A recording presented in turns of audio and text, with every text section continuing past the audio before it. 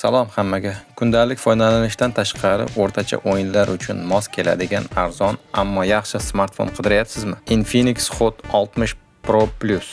Display 6.78 dyumli AMOLED, yangilanish tezligi 144 Gz, protsessor MediaTek Helio G200, operatsion tizim Android 15. Tezkor xotirasi 6 yoki 8 GB, saqlash xotirasi 128 yoki 256 GB gacha. Smartfonning orqa kamera blogida ikkita 50 megapikselli, bitta 12 megapikselli kameralar joylashgan. Old kamera 13 megapikselli. Batareya 5160 mAh, maksimal zaryadlash quvvati 45 wattgacha, 30 daqiqada 47% gacha zaryadlay oladi. Smartfonimiz korpusi plastikdan ishlangan, qalinligi atiga 6 mm, chang va namdan himoyalangan. Og'irligi 155 gram. Smartfonning o'rtacha narxi $200. Ushbu smartfon haqida o'z fikringiz bo'lsa, izohlarda yozib qoldiring va kanalimizga obuna bo'ling.